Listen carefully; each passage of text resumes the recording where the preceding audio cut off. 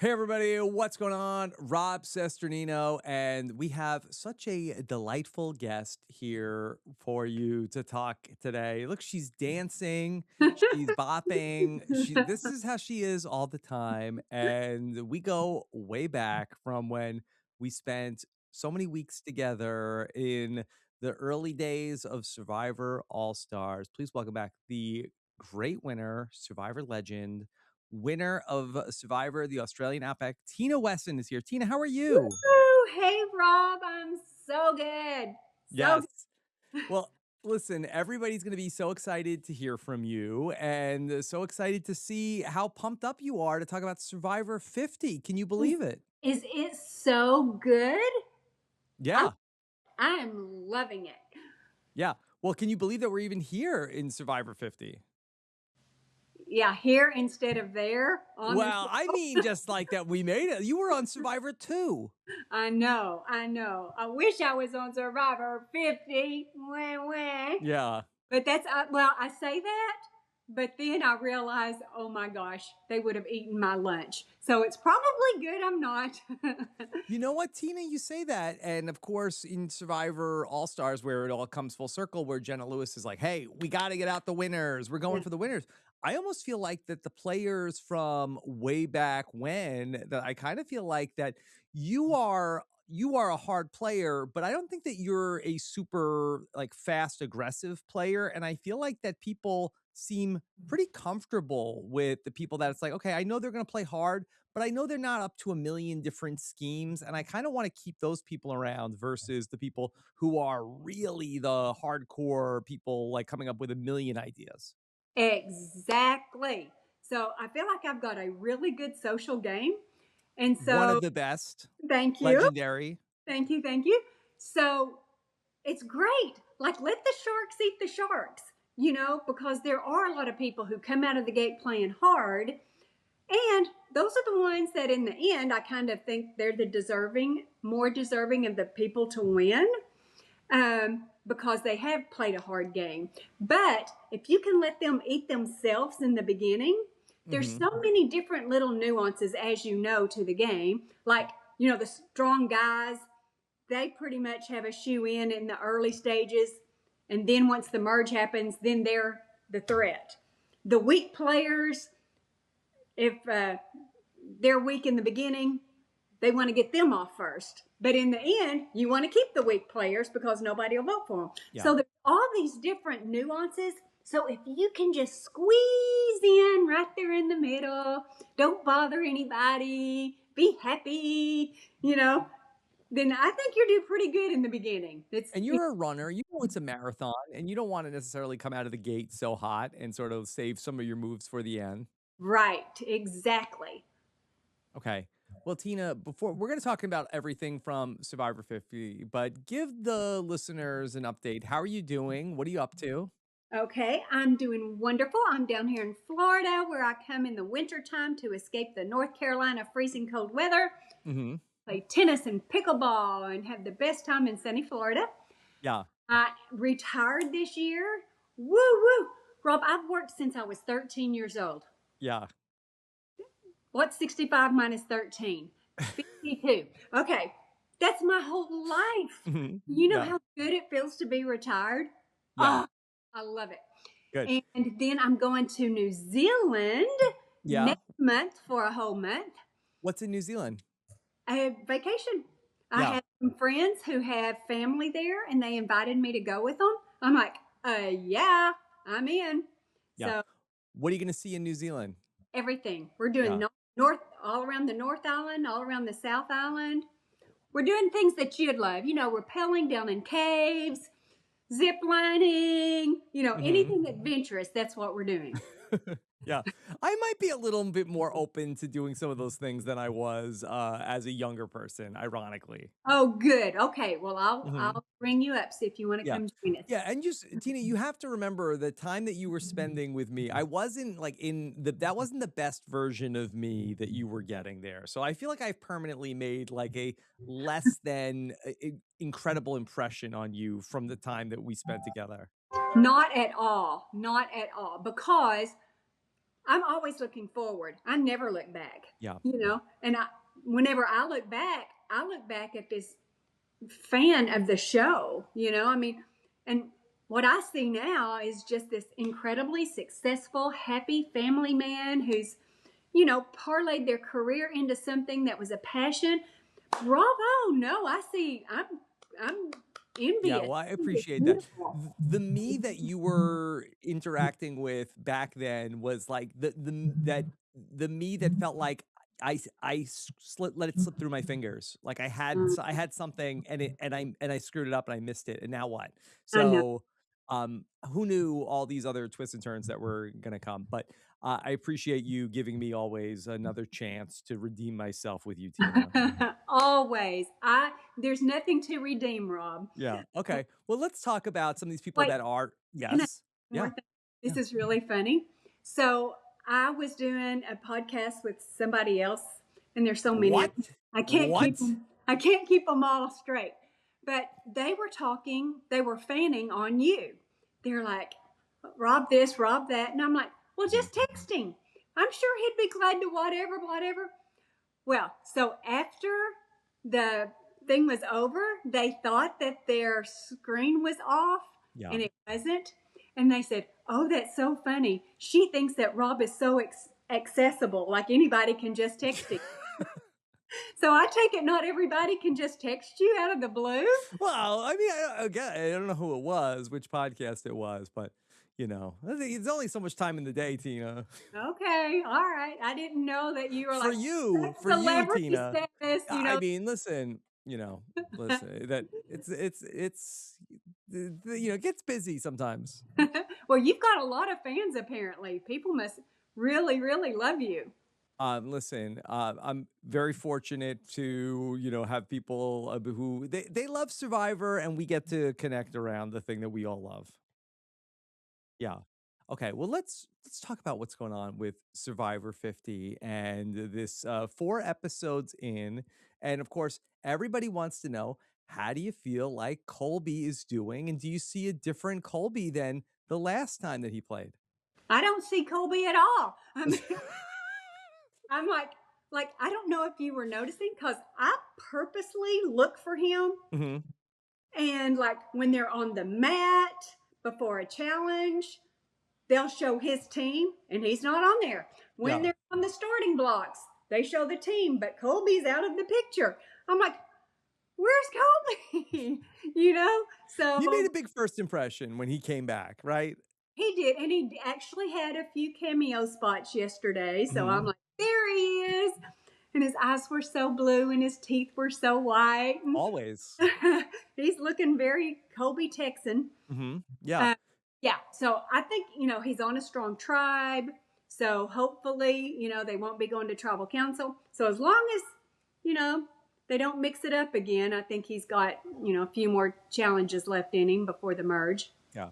We were talking a little bit about my journey with Survivor and my many phases of how I was feeling, but Colby too has been through a journey with the show. Can you speak to that at all from what you've observed from him both on and off the screen? I can, yes. And we talked a lot before he went out on this season. And I actually tried to talk him into playing. He wasn't sure whether or not he wanted to go out. And I'm like, Colby, you have got to do this. There's no reason not to do it.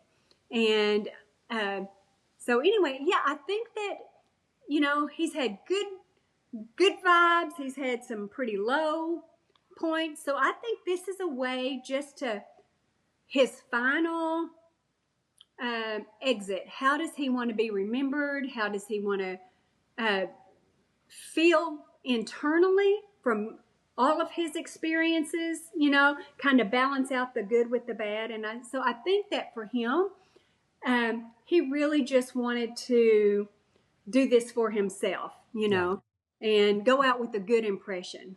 If it's not too personal, can you tell us what was the thing that was holding him back from saying yes? Well, he's got a very busy business. Yeah. So, as you know, taking off of work is not always the easiest thing to do. And so that was part of it. But again, you know, I love the game. I just, like, I see the challenge. I want to play all the challenges. That's what I want. I want to go out and play the games, And I don't know. I'm not sure if Colby feels that same intensity towards recreation as I do. Mhm. And, there's a lot of things in Survivor that you can't control. And so, what if he went out and didn't do well right off the bat, and then you're stuck, Yeah. there for a long amount of time? So I don't know. I think that there were just a lot of things that he had to weigh, where some of us, none of that matters. You just say Survivor and like, yes, teacher, me. Um, but I don't think that he was necessarily at that Mhm. place. Yeah. I do feel like though that with the experience that he had where, he never really went out super early, but I know he didn't have a good experience with it. So I feel like that there was the opportunity though to come back and have some redemption. And I feel like that was probably an exciting part of all of this for him. Absolutely. And because people will remember that. I think people are like, what happened to Colby? He played so differently and he seemed so different. And so I think that maybe he needed to redeem maybe how other people saw him as well. Yeah. And do you think that they should have let him bring the Texas flag back? Because wouldn't that have been full circle for him? Absolutely, absolutely. It's as iconic as a Boston Rob's hat. So Yeah. Like instead of a tarp, maybe they could let them win the Texas flag. Because I always remember, I mean, your season is just so burned into my brain from when I was at home watching it. And I just remember quoting Colby, and he said, every morning I wake up and I thank God for two things. Number one, that I'm alive, and number two, that I'm a Texan. and that is true. Mhm. That boy is Texas through and through. Yeah. So, okay. But you feel like that when you don't see him that much, that's a good sign, right? Well, yeah, because it means that they're not going to tribal council. Yeah. To me, most of the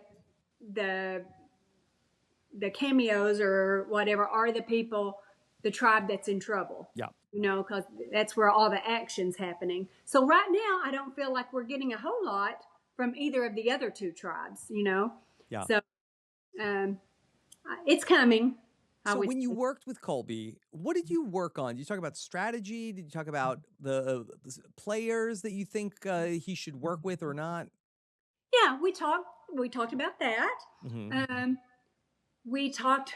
I don't know if I can tell you all this. Um, You could try me. I know. I just don't know if he would appreciate. I got to think about that. Okay. Um, yeah, really, just headspace. Yeah. Where Okay. your head and kind of where it needs to be Yeah. in No. playing the game. Like I love, like I think he even mentioned it this last time about having permission to really go out there and play hard. Yeah. And as in our season, it was more about loyalty and you know staying true to your alliance and not going out and playing hard and to heck with alliances. We're going to go out there and just lie and cheat and steal with everybody. Hmm. Yeah. And I've never got to play that game. I haven't chosen to play that game because I didn't ever feel like that was me. But now I realize that now that's really how you play. So if I went back, I would be able to have permission to play a game I've never been able to play. Yeah. It's interesting, this idea of honor and loyalty has really come back to the surface with Joe playing in Survivor 48 and obviously with Coach back. And you saw Colby and Coach and Joe, all three of them really bond over this idea. Did you feel like in the second season, to go way far back, where Richard won the first season. Was there any sort of like a push from the people who played that season of we want to show people that there's a different way you could play and win? In the second time that I played, or No, in season 2. in season 2, no. I think mostly what we thought was, you watch all season long and somebody wins the game and you're like,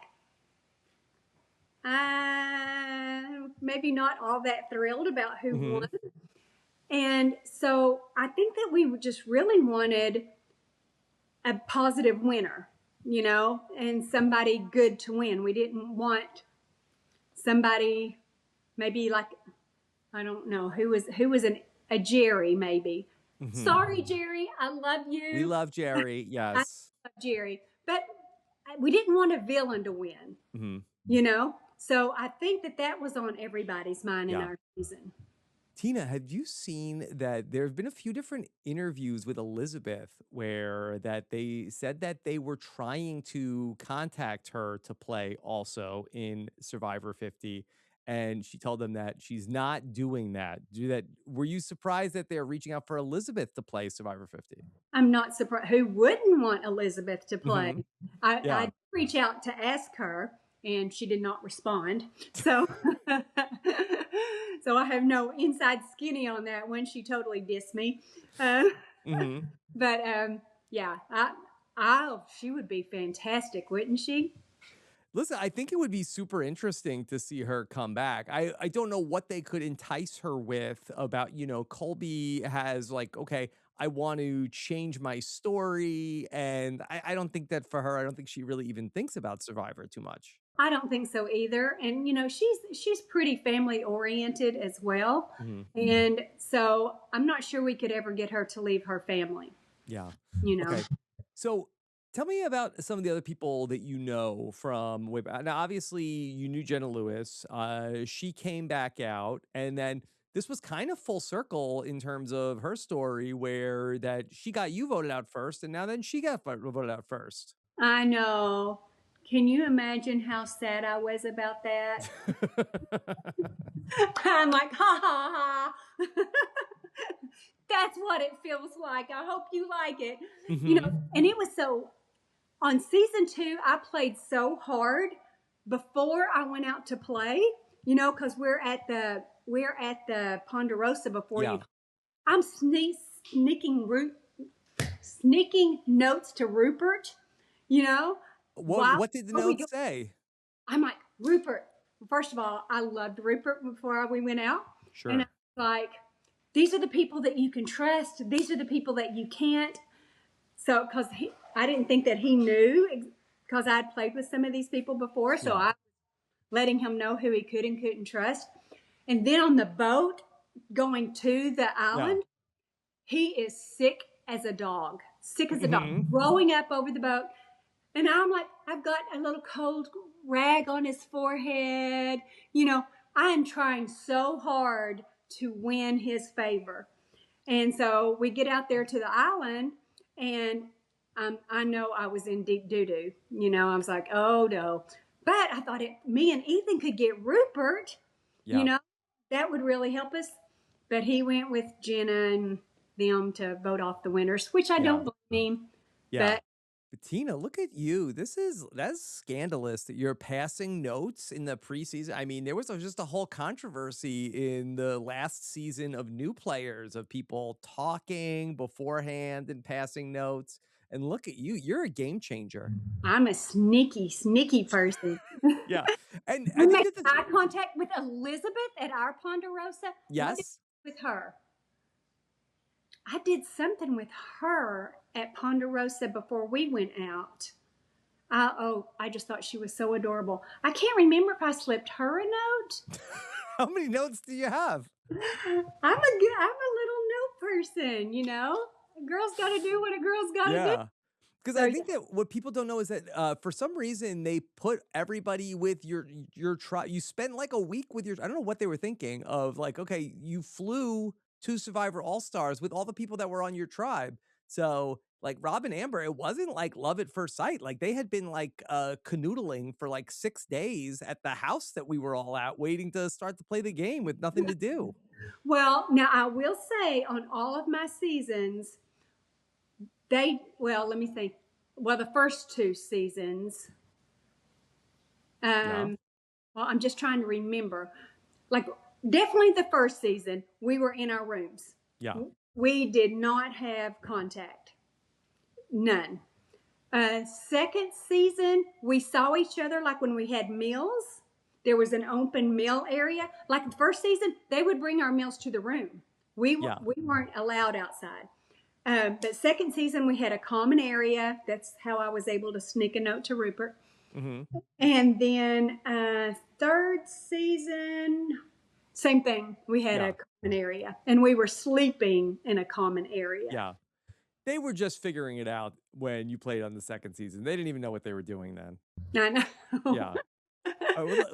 Let me bring it back to Survivor 50. Tell me, who are some of your faves that are on this season besides Colby? Okay. I have fallen madly in love and am willing to have his baby. Can you guess who? No. Let me try to think. Let's see. Christian. I love that man. He just had a baby. I know, but I want it. I want his baby. I absolutely. You find that strange, don't you? I've never heard you talk like this before. This is surprising me. I know. Rob, his vulnerability. Yeah. I just love how, like last night he had that moment of talking about his kind of heartbreak of his other season, whoever it was. Yeah, with Gabby. And how he had that emotional moment. He goes, "Oh my gosh, I haven't cried about this ever, not even being home." And that's one thing I love about Survivor is, good Lord, there are so many things that we have to process before, during, and after Survivor. And lots of times these things don't come up till much later. Mm-hmm. And I love that he just had this really sensitive, vulnerable moment.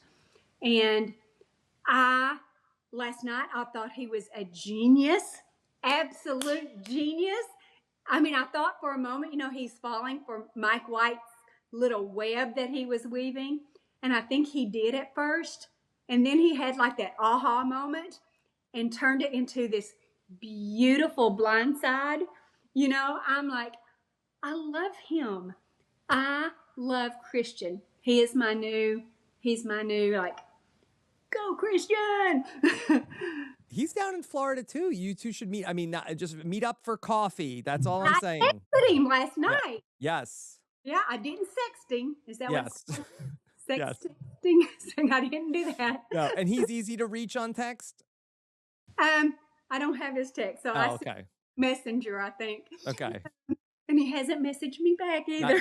Not yet. No, okay. But he's like 398 miles from me. But I could go on my way back home to North Carolina. Yeah. Should he want to meet up with me and let me hold this baby, and I promise I won't steal it. Okay. What part of North Carolina are you in these days? Far west, 1 mile from the Tennessee border. I'm by the Smoky Mountains. Yes. Okay. Let me say, I'm going to stay on Christian. And so Christian ended up deciding to go against Mike White. Did you think that was the right move for Christian to make, to turn on Mike, who he had past history with, to keep Emily in the game? Yes. Now, I don't know if it's smart to keep Emily in the game, but I think it was very smart to get Mike White out first. I think that he is dangerous. He is a dangerous man. And so, yeah, I thought it was great strategy to get him out. Yeah. Emily, now I think because you don't see it, that would be one of my questions to Christian that I'd like to ask, is in this conversation that he has with Emily, trying to explain the situation to her, If I were him, I would have said, now, Emily, the reason why we don't need you going to Mike is this, and explaining it to her. Because, her first thought was, well, I really need to go tell Mike. He needed to do a better job to explain to Emily why she didn't need to do it. Because that really, really was kind of a Yeah. risky move. Did you ever play with anybody who kind of had loose lips, who was going to give things away? Monica.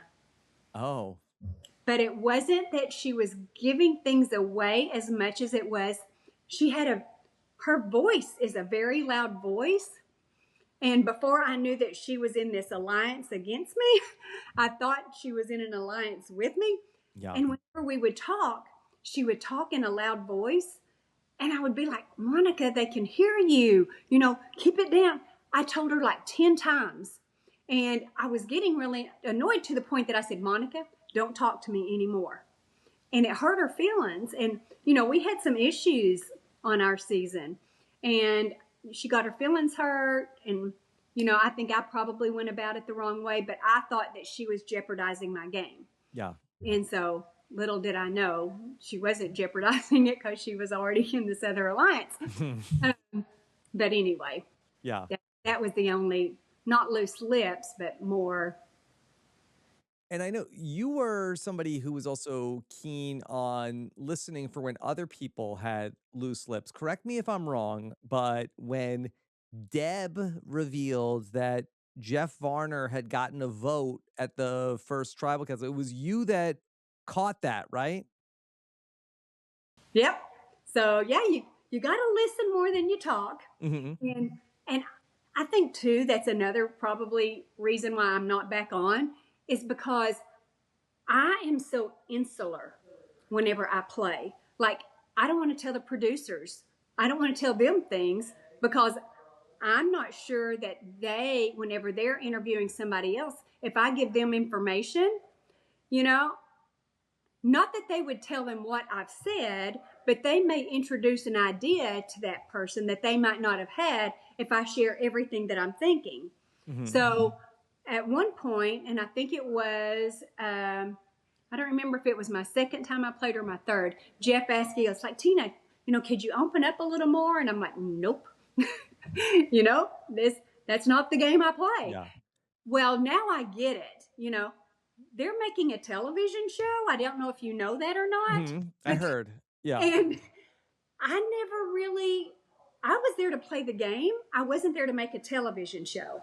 And so, that's another reason why I don't feel like that I really made for great television, is because I just keep a lot to myself, and I'm not a great feeder of information. So that's just who I am. Yeah. And I think you're selling yourself short, because I think that going back to what the show was when you were there, they weren't necessarily looking for people who were there to try to be TV stars. They were looking for people to be real and to be, share their emotions. And I think that you gave so many great TV moments in Survivor the Australian Outback. And that was the reason why people fell in love with you. Oh, thanks, Rob. And I can be that. When it says we take 16 ordinary strangers, that's me. I'm an ordinary stranger. I'm not a TV personality, And so, and I'm not really, like, you have such quick verbiage. Somebody can ask you a question and you've got 10 great comments about it, I don't think that quick, I'm like, can you give me all my questions like a day in advance so I can read them and come up with something clever, maybe? Well, I want to go back to what you said about that you thought that maybe if you said something that maybe they might say it in a certain way that might give something away. Did you ever pick up on something that they were asking you that gave you information about what somebody else was doing? Yeah, I did actually. And that's what gave me the idea that, well, it wasn't like inside scoop or anything. It's just like at tribal council. Yeah. Whenever you're at tribal council, we are all reading everything that everybody says. Okay, what does that mean? What,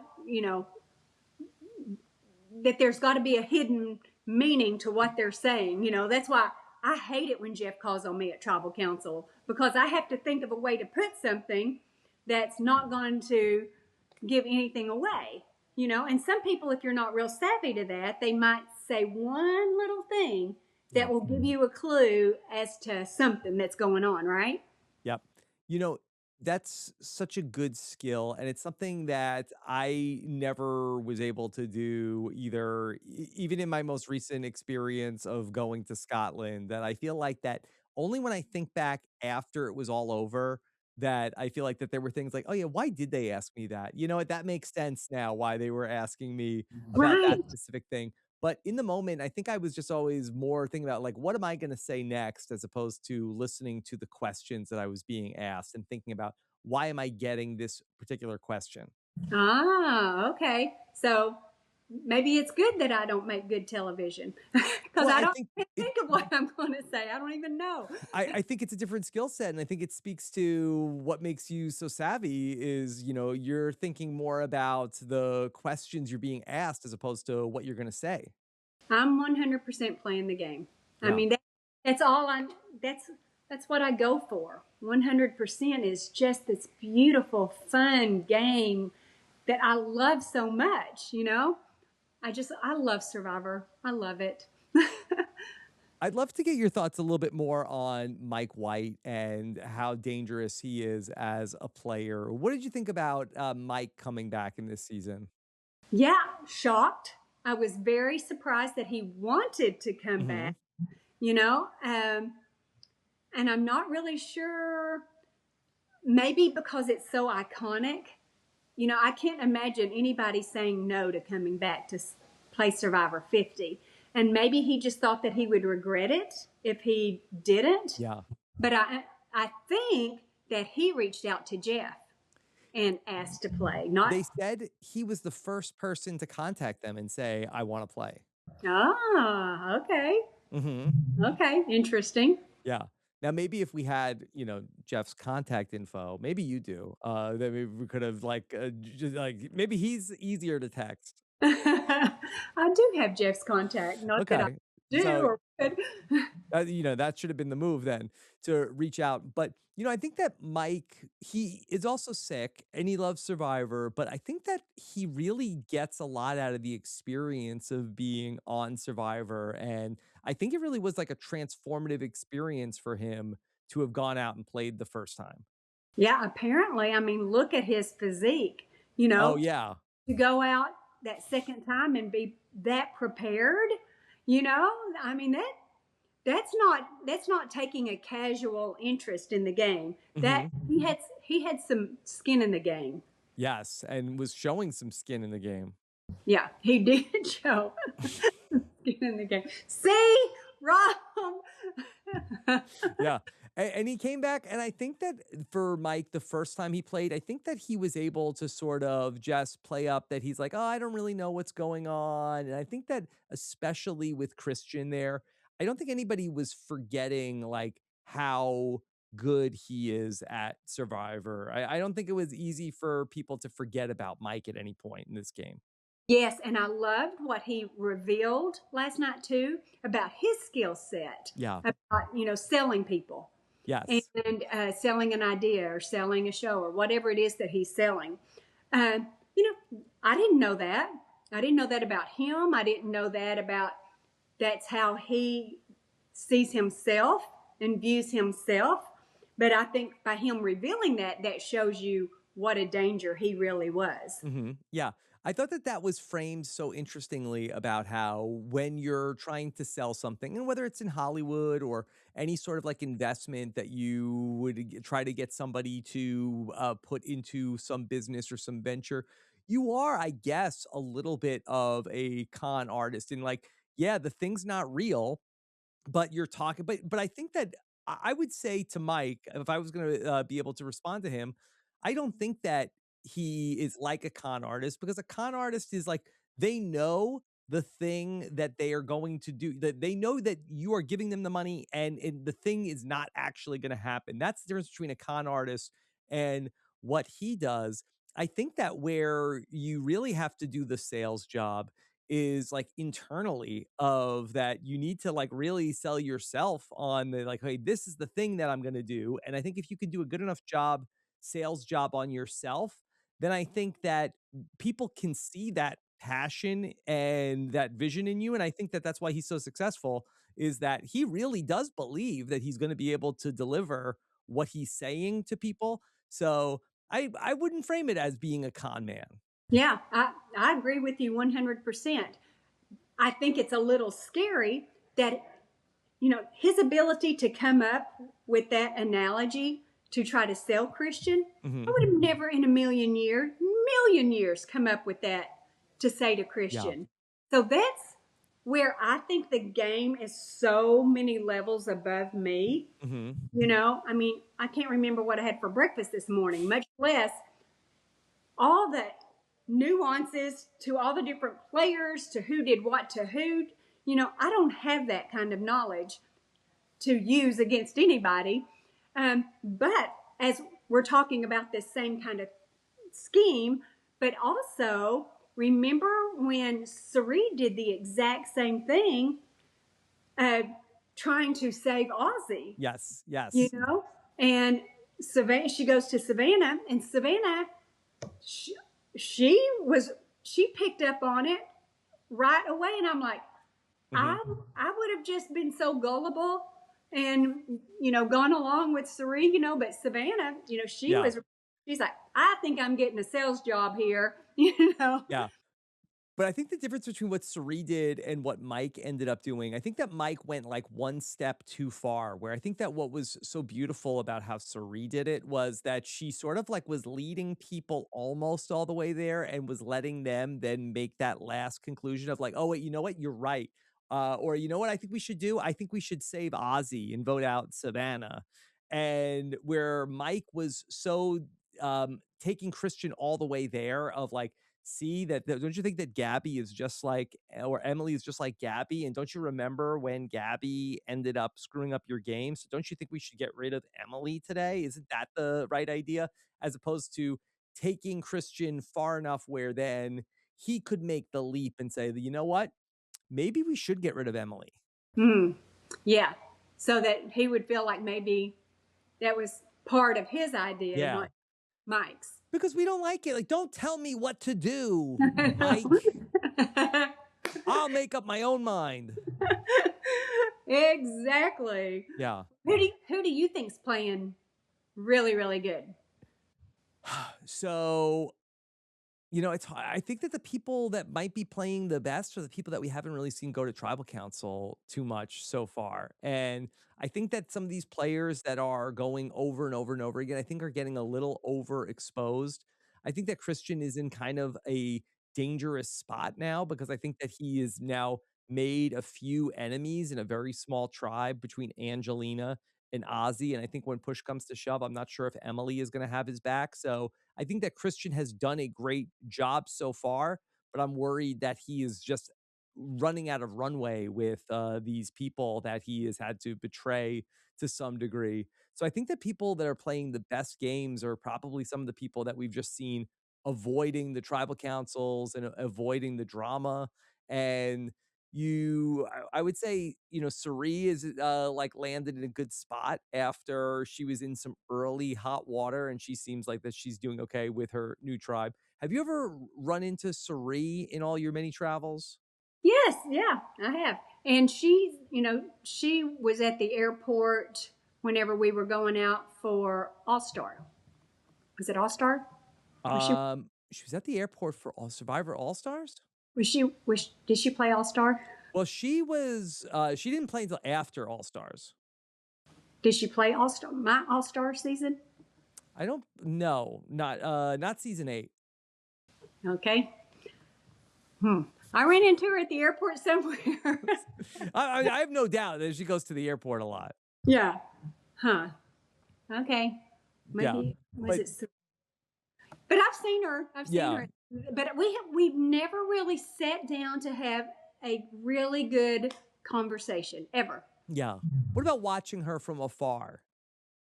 I think she's got a great social game. Yeah. a really not so great physical game. um, if she were on my tribe, I would probably vote her out. Really? Yeah, just because like she lost the challenge for them single-handedly, I feel like. And she's done that multiple times in multiple seasons, being the weakest person on the tribe. And because I just feel like, if we can't win our challenge, then we're going to tribal, and we don't want to go to tribal. So let's make this team as strong as we can. So, that's kind of Survivor 101. So I was really surprised when they didn't vote her out. Yeah. I thought that was probably to their detriment. Yes. But you were happy because they voted out Jenna Lewis. Yes. So you gave them a pass for that. I did. Yeah. Yeah. It was a consolation prize. Yeah. What do you think about Coach so far? You know what? I think he's playing a good game. He's playing a good game. And like I watched a few things before the season started about who were the players most excited to play with. So many of them said Coach. Yeah. So I think that, his fan base in the game is pretty big. Yeah. I think he made a couple of enemies there, whenever he stole the key, but just with Ozzy. Yeah. So maybe that might be something, but I just think that the players really seem to want to play with him. Yeah. And he is a charismatic guy, So we'll see if that remains to be enjoyable to play with or ends up becoming annoying to play with. It could go either way. Yeah.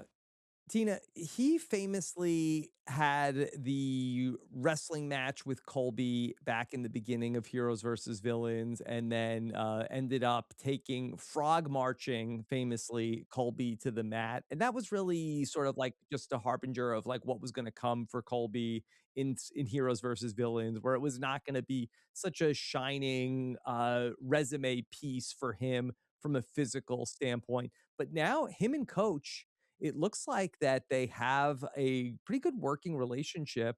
Colby talked about Coach as being a bromance, and that they have this friendship from, they didn't really know each other from Heroes versus Villains, but can you speak a little bit to what it must be like to at least, okay, I've known this person for 15 years. I think I can work with them. Yeah, you know what? There's certain people, I'll speak to the male genre right now. Please. There are some males that go out just like there's some females that go out, and their whole thought is, let's woo the opposite sex, and that's their strategy. And I think that there are some guys that go out and they're just more guys, they want to hang out with the macho guys, and they want to form these bromances. And so, yeah, I think like Joe, Colby, Coach. I'm not sure about Ozzy. I'm not sure that he fits into that bromance part very much. I think he might go the other way with girls. Sure. I've heard it both ways. I feel very threatened. Like whenever I played my season of Blood versus Water, that Tyson Jervis Aris combination, I fluctuated between forming my alliance with them or branching off and doing an all-girls alliance, because I felt so threatened by those three guys, because they were extremely close.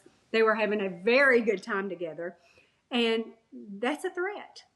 And so I think that's, if I'm a player, I'm paying attention to that. So people need to kind of keep that in check, whenever they're playing out there. So who knows what's going to happen.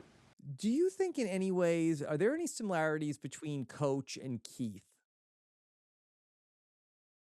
I kind of feel like that Keith is almost like a Coach light. Like he has a lot of stories, right? He's done a lot of like grandiose things. Like That's true. That's true. And you're like, really? Kind of like also, who was the FBI agent guy? Philip, yeah. Philip.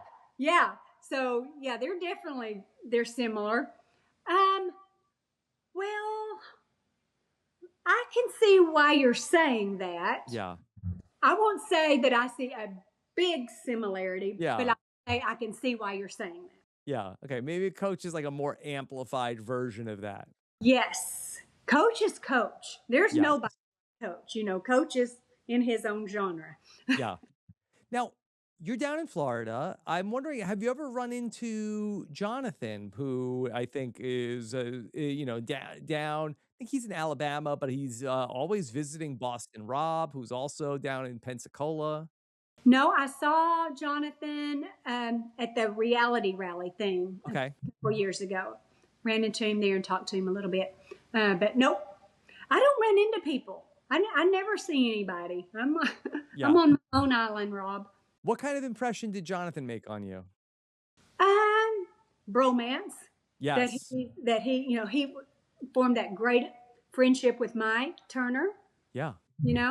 And Boston Rob. He's in with Boston Rob, and I think he and Colby are pretty good friends. So I think that he's definitely a bromance kind of guy.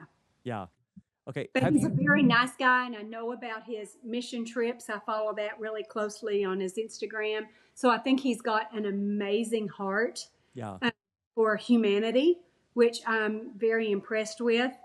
So, and he's kind of a quiet, subdued kind of guy. He's not out there like Coach is a mouth. He expresses whatever comes through his brain. And Jonathan is just more humble, I think, So one of the things I'd love to get your take on is that, with the people that come back and played with each other, like Mike and Christian and Angelina.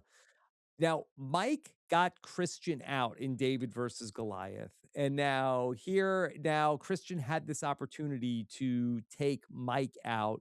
I know, obviously, in some of your past experiences in Survivor All Stars, where I'm sure for Jerry, it meant something to outlast you. We saw with Ethan and Lex, where Lex said to Ethan, hey, now it's your turn to go out before me. Like, do we underrate how much of a factor that is for the players who come back with people from their previous seasons? Absolutely. Yeah.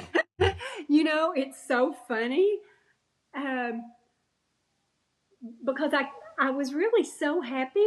I don't have anything to do with Jenna. I don't know her really, other than playing with her, and I've done a couple of events. So I don't know her.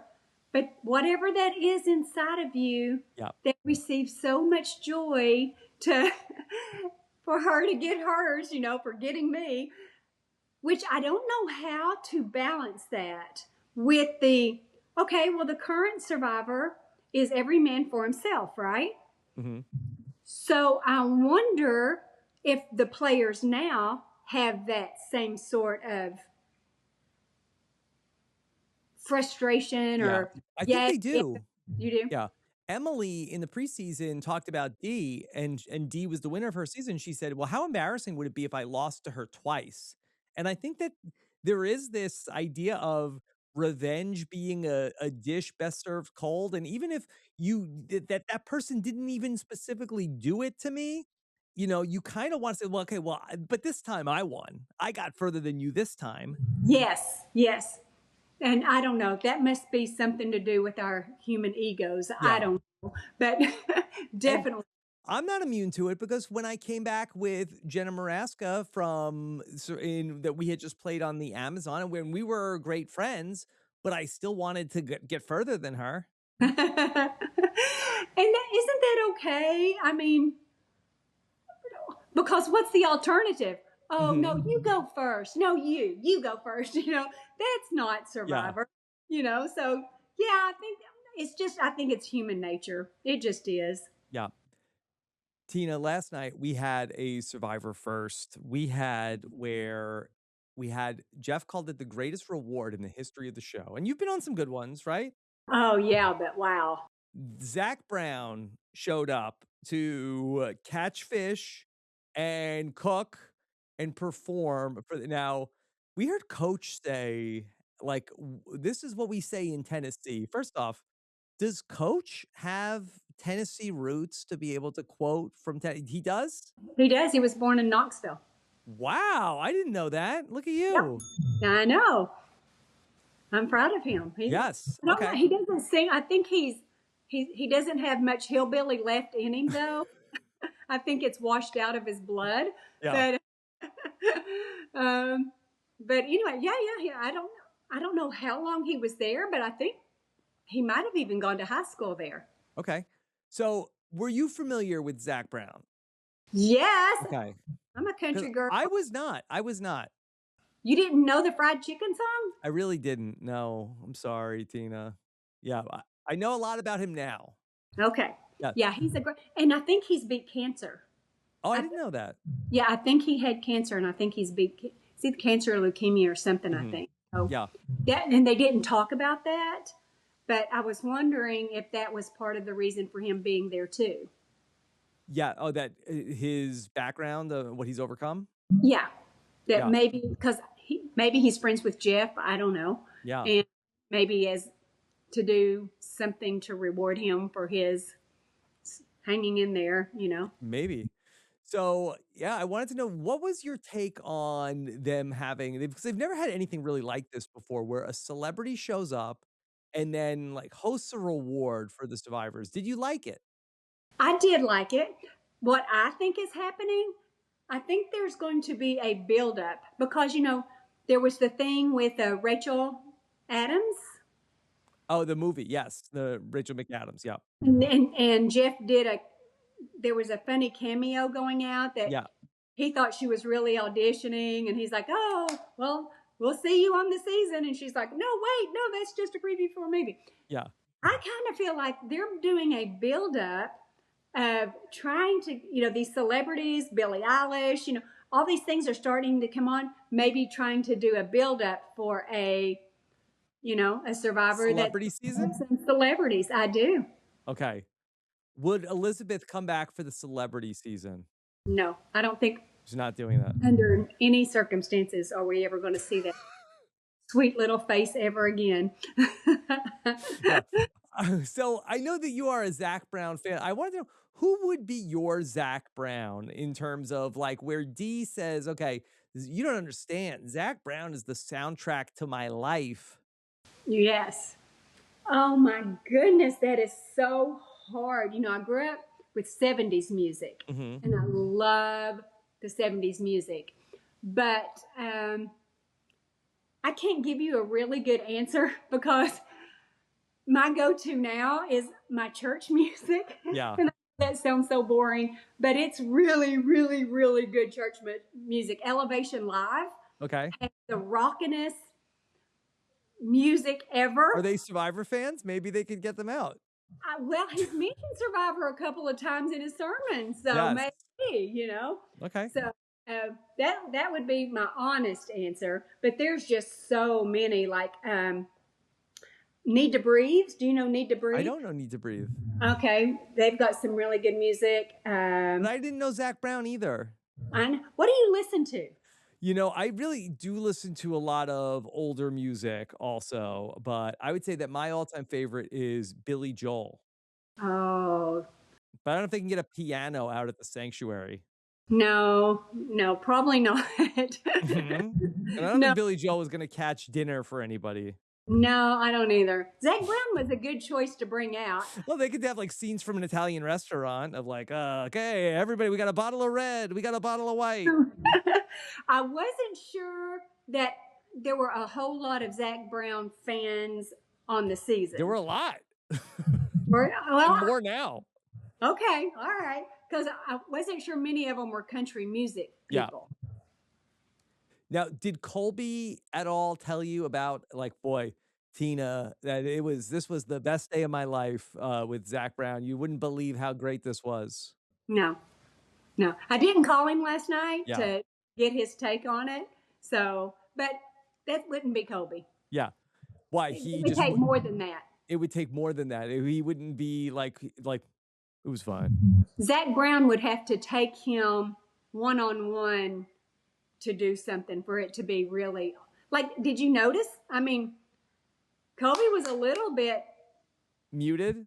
no. He yeah. I mean, he like even whenever Zac Brown came up on the boat, no Colby. Everybody else was greeting him. Where's Colby? Yeah, what was his problem? I don't know.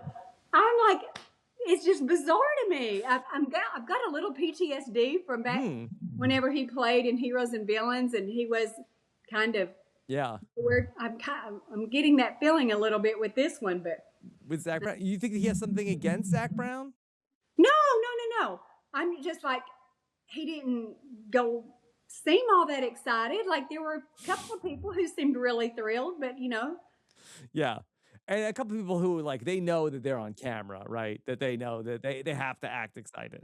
Exactly. And Mhm. Kobe's pretty chill.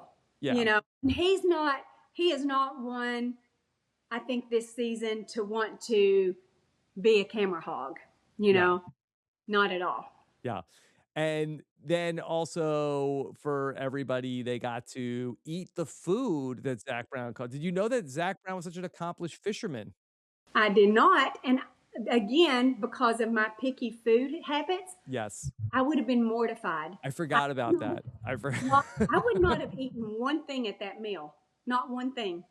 And how embarrassing would that be that Zac Brown came all his way and cooked this smorgasbord of food, and I'm like, no, thank you. Even when I'm starving, no, thank you. Yeah. So you wouldn't eat any fish, or was that he was preparing it? No, I'm not a fish person. Yeah. I mean, like I ate fish on my first season, you know, but we were truly starving, and we cooked it. I think his was more like sushi cooked. Yeah. Like I can't do that. Yeah. It seemed like they had some sides though. I didn't like them. It looked like beans. Vegetables, nah, not happening. You know, remember when we got the reward? I mean, on a Blood versus Water, they had all Which this one? stuff. Blood versus Water. Well, I don't remember which reward did you get? Oh, it's a bunch of stuff I didn't like. You know, so the one thing that I would eat was, I think it might have been Doritos. We didn't have Doritos. What is the thing? That's also burned into my brain, the way that you said Doritos. Yeah, it's a 3-syllable. Yes. Doritos. Very. What is it? And was it Mountain Dew also that you got? Dr. Pepper. My staples. Yeah, but did they in the Outback? Did they give you Mountain Dew? Was that what did you also win that as a reward? No. Okay. I don't like Mountain Dew either, though. Yeah. Wouldn't drink it. What is it that you slice? Is it and maybe put on pizza? Pepperoni. But it wasn't pepperoni. Salami. Ham. Yeah, salami. Do you slice salami and put it on pizza? You could. There was something that we got that was. I tried it and I couldn't eat it. But once they cooked it, it was good. Yeah. Yeah, it tasted kind of like bacon. Yeah, I think that's sort of like they give you like some sort of like charcuterie, like cured meats. That seems like a common Survivor thing to give you. So for me, I don't care what it is, cook it. If it's a banana, cook it, and then maybe I'll eat it. Okay. You know, I'm just not big on raw anything. Can I ask you about Colby? We saw in the beginning of the game, he had this interesting relationship with the Rizgod, where he felt like at first he's like, boy, this kid is getting on my nerves. But then he took him under his wing and had sort of like a father-son relationship with Rizzo. Were you proud of Colby? I was, and that is something that we talked about before him going in, actually. Yeah. He talked about maybe wanting to mentor some of the younger people, and which I was kind of surprised to hear, you know, because Colby's really, you know, like I think he said in our first season, he didn't come out here to make friends. And so I was very surprised to hear Colby make that statement that, you know, that was something that he'd like to do while he was out there. Yeah. So we also got some behind the scenes footage where that he was very against people swearing. He wanted to also talk to Rizzo about he didn't like that he was swearing too much. Really? Yes. Interesting. Because I've had that conversation with Colby. Yes. Do you think that he passed that on, that you gave that to him and he's like, okay, listen, now, if you want to win Survivor, first thing you got to do, no cursing. Maybe. I like it. I didn't see that. Was that on something? So Mike Bloom filmed it when he was out on location, and he showed us the video of that. Really? Yeah, Well, that makes me happy. Yes. Yeah, because my thing with Colby was, I'm like, Colby, honey, you are this all-natural Marlboro man, Texan. You know, you've got all this charisma. Don't ruin it. You know? I mean, nobody, it's not classy. Don't do it, you know? Tina, I have some questions for you that we have from the listeners of the podcast, and we have some good ones today. Okay, lay it on me. All right. Brianna wants to ask you, okay, so Mike White, after your season, said to Jeff they were going to do another Blood versus Water 2 was going to be San Juan del Sur, and Mike White told Jeff, don't do Redemption Island. Nobody likes Redemption Island. Was Mike White right when he told Jeff that Redemption Island is not good for Survivor? Yes. Okay. Okay, and the reason why I say that is, first of all, you know, there's nothing going on at Redemption Island. We're just there waiting to do a challenge, right? So by the time everybody passes through and we get to the point where we're finally doing the one challenge that's going to get us back in the game, I feel like if I'm a player and I did not go to Redemption Island, I don't really want you here, because I'm the one who's had to play. I'm the one who's had to go to all these other tribal councils. I'm the one who's done all this. And you've been sitting out there, you know, at Redemption Island doing whatever you do. And I don't know, even me having gone to Redemption Island, getting another opportunity to come back in the game, and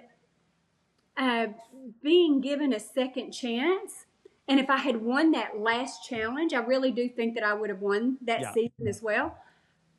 But after I watched the season, I think it wouldn't have really been fair to Tyson, because Tyson played a good, solid game all the way through. Yeah. You know? And so that whole time that I was in Redemption Island, he was playing a really hard game. And so it would have taken away from his gameplay. So, you know, I could have got lucky, won that last challenge and won. Yeah. But I think that they should still have it on, you know, I think they can't do it with 24 people. That's too many people, but I wouldn't mind it if they did it and they only brought somebody back at the merge. I think that when they bring somebody back too late in the game, I agree with what you're saying, that it's sort of like, it's not as fair, even though you were only on Redemption Island for like 8 or 9 days. I was in like half the time. No, it couldn't have been, right? You got it was after the merge, and then you came back. Look at the Chris Underwood, who got voted out on day 8. Gosh. Yeah, that's ugly. That's ugly. So compared to that, you were there for like a cup of coffee on Redemption I was there Island. a long time. Yeah. Well, maybe I can't believe you don't know the answer to that. So I'm just trying to think. So when they used to do the merge, it was probably around like day 20, and then maybe you came back day 36. So maybe it was like 16 days or something. Okay. So I guess I'm guessing. This is okay. my estimate. So then how many days did I play before I went in to the Redemption Island? I would guess 20. Okay, so it was pretty close. It was almost 50-50. Yeah. Okay. So let's see. Let me ask you a question about some strategy that people wanted to know. What strategy did you give Colby before he came back? Be level. From a lot of people. Be level. Be level. Colby he can do this emotionally inside, and he can have a really good day and a really bad day, really good day, really bad day. Yeah. And so I just encouraged him to try to keep a very steady demeanor throughout the game. Yeah. So you've had the distinct opportunity to watch Colby grow as a person from was he 25, 26 when you first met him to now he's in his early 50s. How is Colby different now than he was when he was a younger man? Wow. Um, well, he was full of piss and vinegar when he was a young man. And so I don't know which one he doesn't have now. Riding Piss Harleys, and but that was vinegar. like you too. Yeah. No, I've still got it. Yeah. I haven't lost it. No, I think he's he's had his um, lifetime of having his own show and doing a movie and uh, doing his whole thing out in LA and having that life of what he thought maybe he wanted. And so I think coming back, like that's what he has said. He said, I'm back to the same Colby that I was in my first season. I'm doing my welding and my, Yeah. this, my that, whatever he ranching and la la la. So he has come full circle. But in my opinion, that full circle is back to the person that Colby really is. I think by him doing the other stuff that he did, I mean, granted, he probably wouldn't change that for all the money in the world, which I wouldn't either. Some great opportunities for him.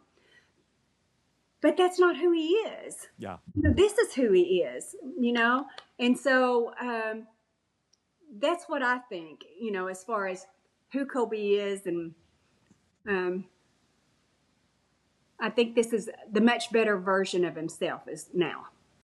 Yeah, he went on such an interesting journey where that he was, I think, and what was he in auto detailing when he first got going on Survivor, and then he becomes like one of the most famous people in America, and he's on this superstar trajectory, this Hollywood career, and then when he comes back to Survivor, these are not necessarily things that are getting him closer to being a movie star, being on Survivor. Sure, he's on TV, but it's like, what am I even doing here? Is this what I want? And then to be away from it for so long, to then to then come back, it's like, okay, well, now I can just appreciate this thing for what it is. And it's not necessarily like a means to an end to get closer to this other goal. Right. And I kind of feel like that maybe whenever he was doing the TV and movie stuff, that maybe, he wasn't being encouraged to go back, that wasn't something that they Yeah. thought would be good for his career. Right. And so, whereas as normal people, we don't have that pressure.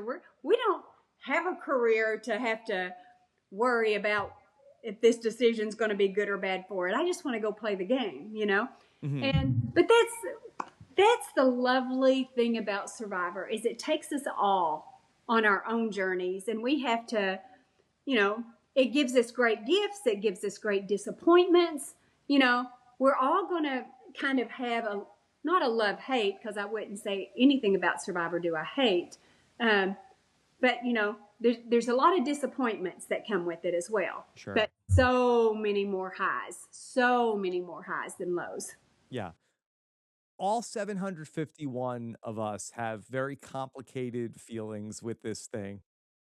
Absolutely. And I Yeah. think I told you, like I've had 3 dreams this week already about Survivor. Yes. It is so much in my head that but it's not like, I'm not like you in that I have all these statistics and all this knowledge. Mhm. It's just that, and it's not PTSD because not all of my dreams are bad, but it is just so much a part of my brain. And that it just comes out night after night. It's just amazing. If I may ask, what is happening in your Survivor dreams? Most all of them have to do with challenges. I thought you were gonna say Christian for a second. Oh, no, I haven't had Christian in my dreams yet, but it's still early. Like last night, I Yeah. dreamed that I was in China at this competition, and it wasn't Survivor related, but all the Chinese people were in these rows and doing their calisthenics. And I'm like, well, maybe I need to do calisthenics. But all the buildings were very old and they hadn't mowed the grass. So I went behind a building and I started doing push-ups. I can't do a push-up, but I did 15 push-ups and I'm like, yeah, baby, I'm good. And then I'm like, well, now I'll do some burpees. And I did a burpee and I'm like, oh, those aren't very fun. Maybe I'll go for a run. So I was going to go up to my room and get my earbuds and I ran into Tyson. Okay. And he looked really tired. I said, Tyson, you look tired. Do you need a coffee? He said, no, but could you get me a summer water? I'm like, summer water? What's that? He said, it's in the vending machine. So I'm like, okay. So very random, stupid. Yeah, what's a summer water? It was in the vending machine. I don't know. Is it a brand of like must have had mineral something water? So yes. And it was in the vending machine. So I'll have a summer water. Yeah. But Tyson was in my dream. Tyson is in, for some reason, Tyson is in a lot of my dreams. Yes. A lot of my dreams. And I think that it's because I feel like we have some unresolved things between he and I. I don't think I did right by him in the game either. I said some not so nice things. And Tina, I know you would play Survivor again. A lot of people want to know, would you play again? But you would, right? Of course. Okay. But Kindness Patrol asks, would Tina do the Traitors? Would we see Tina on TV again? Would you follow in my footsteps? And would you go to Scotland? I don't know the premise of the show. Yes. I haven't seen it. But I know it's a very, very, very popular show. Tell me what the premise is. So that you go to a castle, okay, in Scotland. You'd love it, okay? And then... Cold? Is it cold? It is cold, yeah. Okay. But it's toasty in the castle. Okay. Sometimes too much so. Okay. And then you go there and then they pick out like 3 or 4 people and they make them, they're the traitors, but nobody knows. And then every night you go to sleep and the traitors, they murder somebody. Sometimes they have all sorts of crazy ways that they do it too. And then you go to breakfast and then somebody's missing and then you have to figure out who the traitors are. And then at nighttime you vote somebody out. You're voting out somebody? You kick somebody out because you have to like figure out who the traitors are. You're trying to figure it out. That's who you're trying to vote out? Yes, you try to vote out the people who are the traitors because then at nighttime, there are 3 or 4. Sometimes there's a secret one. So there's a lot. There's a lot. So it would be hard because even if like you vote somebody out who's a traitor, there's still 2 or 3 more. And sometimes then they add more also. So that would be really hard. Yeah. So are you really trying to vote out a traitor or are you just voting out people you don't like? It goes both ways. Huh. Are there fun challenges to do? Maybe fun for the viewers sometimes. Why do you say that? I wouldn't really say they're that fun to do. What are they like? I love challenges. Yeah, there's challenges. You get to run around. There's somebody row a boat. Row a boat? Yeah, you have to there's like rowing. Are there any rewards for doing these challenges? Yeah, you put money in the pot. You don't win like Doritos or anything. Do you win the money in the pot? So, well, if you get to the end with no traitors. But if the traitors get to the end, they get the money. Oh, what if just one traitor gets to the end? They get all the money. Just those 4? No, well, no, that sometimes they get the traitors you lose some traitors along the way. How long is this game? Takes about 3 weeks. You tell me, would I like traitors and would I do good? I think you won't hurt my I would, you would. I don't want to say that because you could surprise me. I think that you being a traitor would be a struggle, but I think it would be fun to watch if you were one of the traitors and you had to pretend that you were one of the faithful the whole time. What I do think a traitor a good traitor? Well, you have to be able to be lying to everybody and act like you're not. Oh boy. But I do think that you'd be good at figuring out who the traitors are. Yeah, that might be a stronger suit of mine. Yes. So I think that you would be good there. But I think that people like I think the traitors might want to just murder you because I think that people would have a hard time imagining that you were a traitor. And I think like that they would never banish you from the castle because I think that people would just say, okay, Tina is definitely not a traitor. So they would keep me. They would want to keep you, but I think the traitors would want to get rid of you because they like to keep around the people who are either bad at figuring out who the traitors are or that people who might get banished. Oh. Huh. Why do people get banished? Sometimes it's because they're too sus, that they seem very shady, and other times it's just they make up some reason of like, "Oh, you were in that room for too long, you must be a traitor." Are there alliances? There are some alliances, yeah. Hmm. Hmm. Okay. So would I enjoy it, you think? I think so. I think that you'd be up for it. Okay. It's an adventure. Okay. Yeah. You should check it out. It's a popular show. Okay. Yeah. And they have a lot of survivors on it. Oh. Boston Rob has been on it. Oh.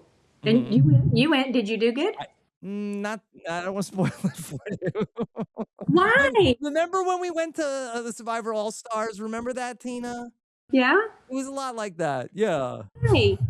Why? What did you do? Yeah, too smart, gotta go, you could be too if you're so good at the games that you're bad at the games. That's really what is my lot in life. Were you disappointed? I really was, but I got over it much quicker. Okay. Do you get to go home after Yeah, then you you? go home. Yeah, So you're not that stuck was there. nice. And my wife was wonderful, during that time. She was very, she really was, very, like, really the best. Do they treat you well there? Yes, you get treated very well, and, um, now I don't know, I can't say if you're very picky about the food, I don't know if you're gonna love it, but Oh, really? yeah, but you eat. Do you have choices? There's some choices, yeah. Is chicken one of the choices you have every day? I mean, Do you want chicken every day? I do. Yes, okay, you got chicken every day. Okay, thank you. But, it might not be just plain, they might, like, prepare it differently. The most important thing for me, like, I don't mind hard. I like hard things. I don't mind Yeah. hard. But there has to be a carrot for me. Like, what's my carrot Mhm. in playing the game? In Traitors, what would be my carrot? Well, you could wanna win the money. How much money? It's like $250,000, as long as you have to split it with, like, 4 people. I mean, after you won $1,000,000, I don't know if it's really enough to get you out of bed in the morning, but, you know, it's something. Well, for me, I mean, the game would be I love winning. You know me, I love to win. Yes. So, okay, well, if there were some fun, interesting people, Mhm. and do you ever go outside the castle? Yeah, you go outside and you do the missions outside the castle. Okay. Yeah. I just want to have fun. Yes, I think you'd have fun. Okay. Yeah. Somebody I went with is a great backgammon player. I love backgammon. I know you do. Do you get to play? We didn't play any backgammon, and he wasn't really there for that long. Oh, man. But he's one of the top 250 backgammon players in the world. Seriously? Yeah, but it didn't really help him on the Traitors. Oh, man. He and Yeah. they would not have liked us because they probably would want us talking to other people and we'd just be playing backgammon. Yeah.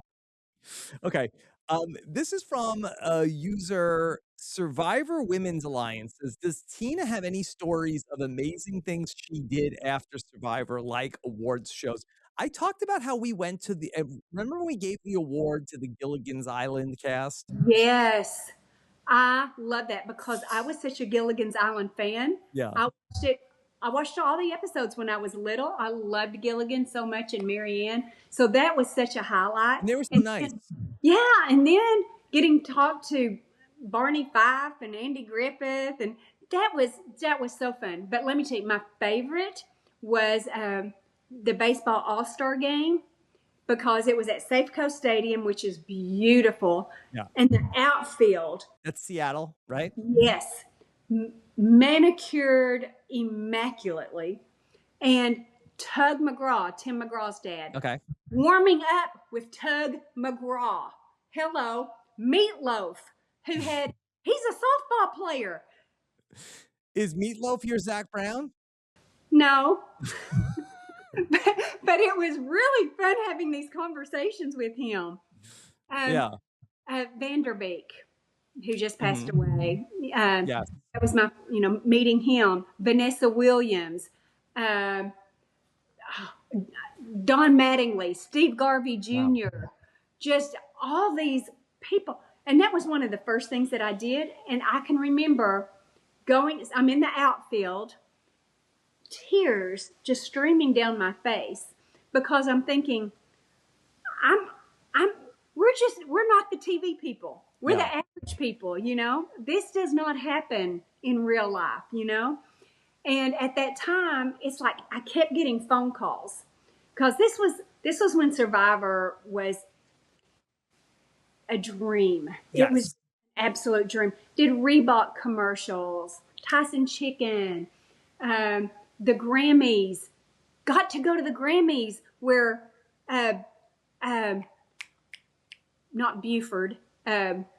What's the guy who had the motorcycle wreck, whose face is kind of disfigured, who he's cuckoo for Cocoa Puffs. Gary Busey. Gary Busey. Okay, I was like, who was Buford. who is such a Survivor freak. He was like, wow, Gary Busey was a big Survivor fan. Yes, he might. Who knows? He might be on the celebrity version that Jeff's going to do, I'm sure. So who gets to do all these things? Yeah. In the Oscars that got canceled because of the 9/11 thing, but we still go to Oscar party. Yes, you all were like from the time that your finale aired, which was what, May of 2001, and then 9/11, changes everything. But the 3 months you were like the Beatles. It was. That's been for my lifetime. That time period is one outside of having my children. That's my biggest gift. That's my biggest gift. Just getting to, not the money, but getting to do all these insane things that are just, what a gift. Yeah.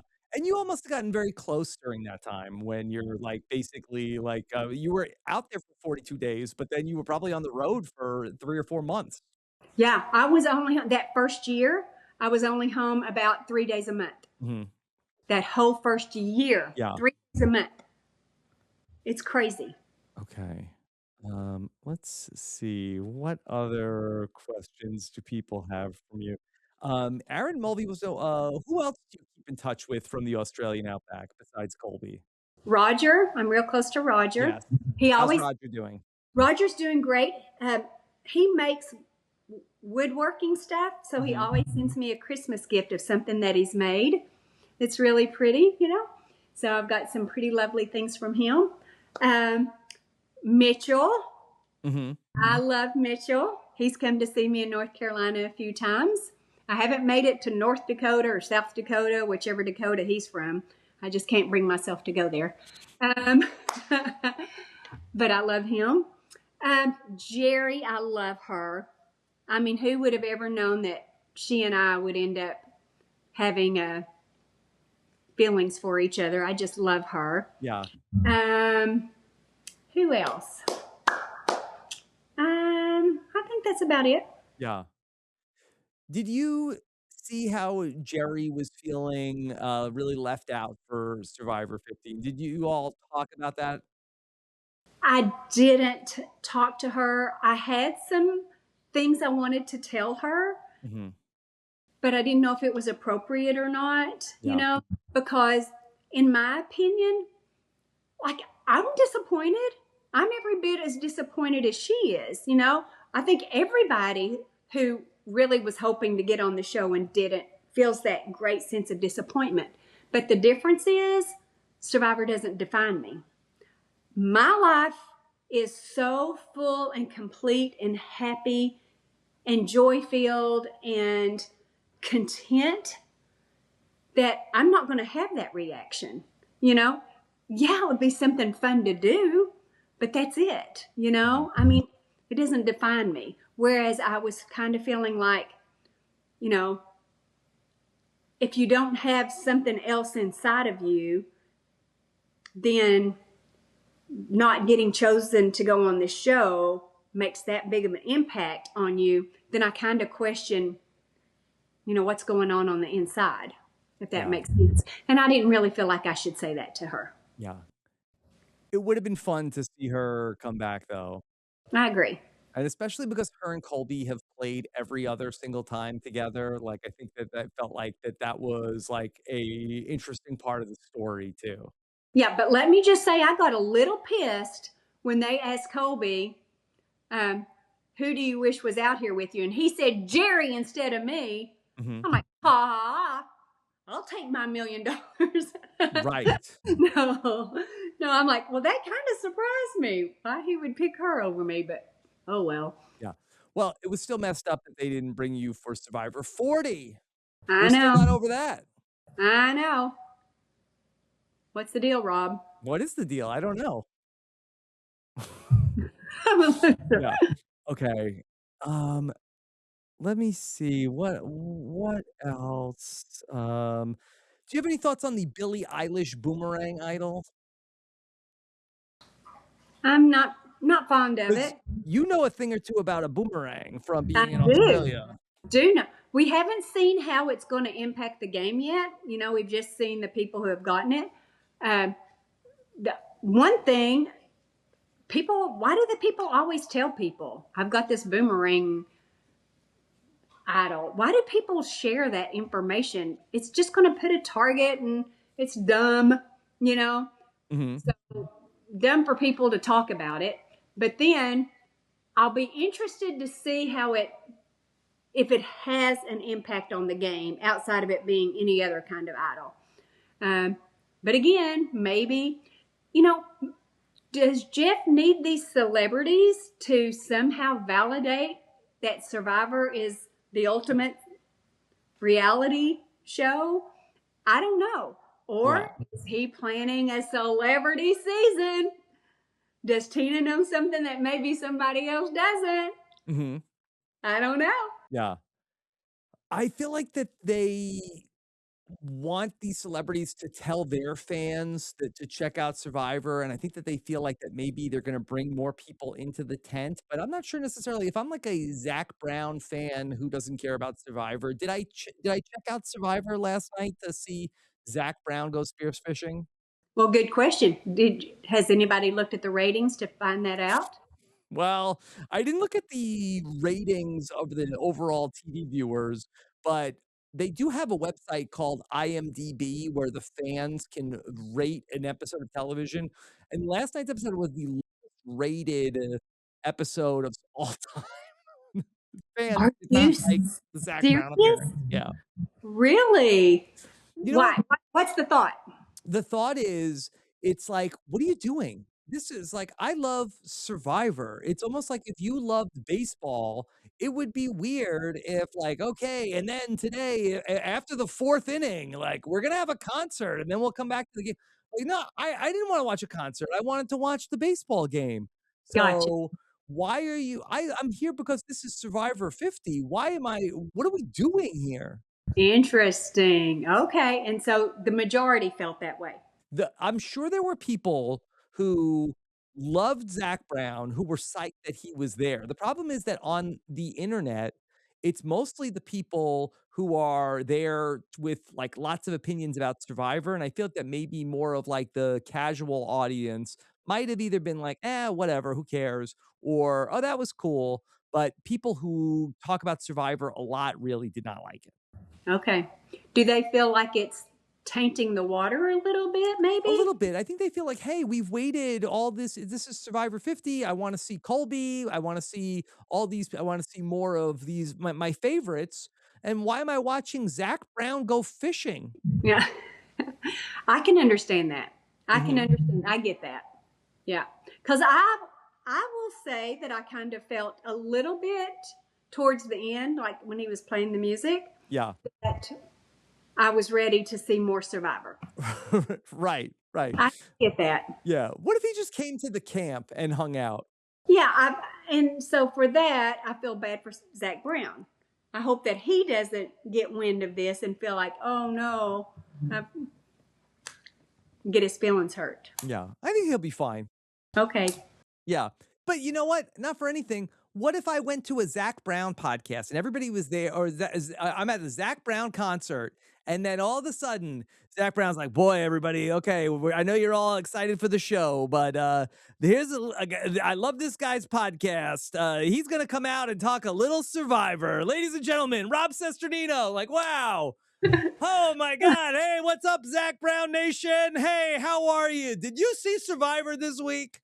Let me tell you about what's going on over on Survivor. I know you're here for the concert. We'll get back to the music pretty quick, but let me tell you about what's going on over on Survivor. It's been 25 years. People be like, boo, get this guy off the stage. Yeah, sing the fried chicken song. Like, oh boy, you like a fried chicken song? Can I tell you, last season, Jeff was like, hey, everybody, sing a song about fried chicken and waffles. And then this season, Jeff Probst was rapping, like, get this guy off the stage.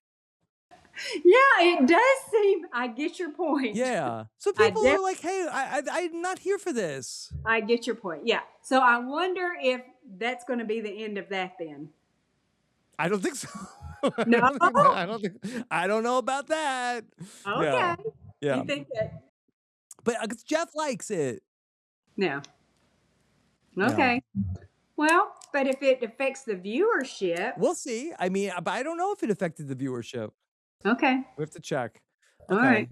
Tina, what else is on your mind for Survivor? I don't know. I really love this season. I gotta say, it's just, I do feel like, and maybe that's why they did this too, is because it's season 50. Let's throw something good in for the players. Sure. I'm sure they enjoyed it, the ones that won, you know? Most of them, yeah. Yeah, so it's a reward for them. And in fairness to Colby, he only has one good ear. He does? That's what he told, he told Genevieve, I think. He's like, hey, if I'm looking at you, that you got talking to my good ear, because I got one ear, that doesn't work so good. My eyes don't work too good. Huh. Was he sitting with that good ear to Zac last night? Maybe that's why he couldn't enjoy it as much. So maybe that's why they have all these kind of quirky things going on season 50, just trying to make it a little different. Yeah. So maybe that's why Jeff's had this thing going on. But I got to say, I've loved it. I've loved it. Whenever I watch it, I talk to the TV just like everybody else does. So whenever my man Christian got out Mike White, I was like, ooh, yeah. I was high-fiving Christian. I'm like, I love you, Christian. Yeah. So yeah. Tina, does Katie keep up with the show? It's okay if she doesn't. She doesn't. Yeah. No. Yeah. Well, you know what? But I got the impression, even from way back when, it was like, this is my mom's thing. It's not necessarily her thing. True. And you know what? I mean, she gets up at like 5 o'clock in the morning to go to work. What is she up to? She works at a hedge fund company. Oh, look at her. I know. She has a very mature, responsible job. Yeah. And, so yeah, she gets up really early, and so she doesn't have a whole lot of time for TV. So she comes home, walks the dog, gets supper, goes to bed. Okay. Look, that's respectable. Yeah. Yeah. Well, Tina, this was so fun to catch up. You're such a bright light, and it's such a joy to get to talk to you about all these things. And I love how enthusiastic you still are about Survivor after all this time. Of 25 years. 25 years that you were on the show 25 years ago at this moment. And it seems, honestly, Rob, it seems like yesterday. It really, I miss, whenever they show that beautiful starry sky, you know, I can just remember, I love the simplicity of Survivor, as a player, that part of it, being stripped of everything. I like that part.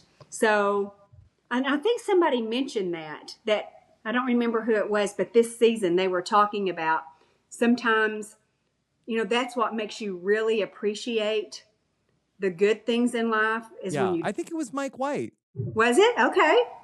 Yeah. So, yeah, I missed that part of it too. I like feeling very appreciative of things, and boy, it makes you feel that way. Yeah, and you played 42 days. Now and they played the new era, it's only 26 days. You're just getting warmed up in 26 days. I know. Don't get me started on that.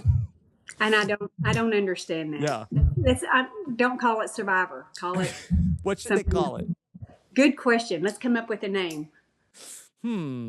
What about Serve. a serve? They just shorten the word. Yeah. Could you call it like Survivor Junior?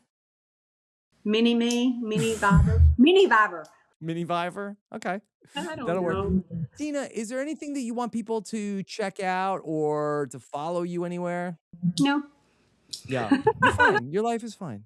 It is. It's perfect. It is perfect. It is just, I couldn't ask for a better life. Yeah. Okay. Well, Tina, thank you so much for making the time to talk with us. We'll keep our fingers crossed for Colby the rest of the way, but he feels like that he's on a good path right now. I think so. He Yeah. seems he's on. So far, so good. Yeah. Yeah.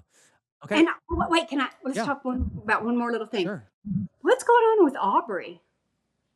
I thought Aubrey would come out a little differently this time. She's very guarded, it seems like, where, I wondered about Aubrey even coming back to play because in talking with Aubrey over the years, I always felt like that she was sort of like, I don't really know if I love, doing the whole Survivor thing again. But then she did come out of the woodwork to come back and play. But then I think she kind of is sort of like, I don't know, is this right? Can I trust this person? I feel like that she has barriers up. She doesn't really want to let anybody in. I know. And, she had such a cathartic moment when she went out and played. I just had, as a matter of fact, I picked her as one of the front runners in this because I thought she's going to come out with that enthusiasm that she had. And I'm like, what happened to Aubrey? Yeah, I'm not impressed. She's not feeling Genevieve. No. But let me say, how about Genevieve? Because she's coming out with a different game plan and a different strategy. And I've seen how she's changed. So she's kind of like what I thought Aubrey would be, so I'm good on her. Yeah. So far, so good for Genevieve. All right. Thank you, Tina, so much. Everybody, check out, I talked to another person who spent some time in Tennessee, Sam Phelan. You know Sam, right? I do know Sam. Yes.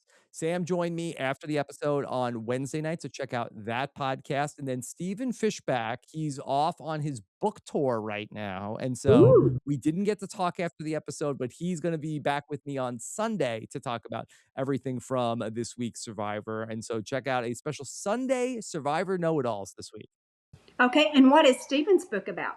Stephen's book is about get this, a fictional reality television show. And without giving too much away, that it's about a contestant who was on the fictional reality show, ends up going back for an all-star season. And some drama happens? Oh, so much drama. Really? So you've read it? I read it, yes. Stephen's book has gotten incredible reviews, and he did a really great job. And so we're all very proud of Stephen. Yes. What's the name of it? I'm going to write it down. It's called Escape with an exclamation point. CAP. It's out right now. It is out right now, but it's all based on fiction. Yeah. It's not a true story. Okay. Okay. All right. I'll thank you for having me. Yeah. I love you. Yes, thank you so much. And yeah, I hope we do get to cross paths again soon, Tina. I know. Have me to come do something fun with you. Hey, look, next time you're, if you're ever in the eastern part of the state, come look me up. Are you all the way eastern? I'm in Raleigh. You're in Raleigh, because I go to Charlotte some. Yeah, that's where the church is. Yeah, okay. Well, you got to keep going. A couple more hours, but who knows? Okay. All right. I'll come, because I could come like on a Saturday and then drive back to Charlotte for church. Okay. All right. Well, Tina, thank you so much, and thank you so much for listening. And we're looking forward to reading what you have to say in the comments. Take care. Have a good one. Bye. Love you. Bye. This is RHAP. We know reality TV.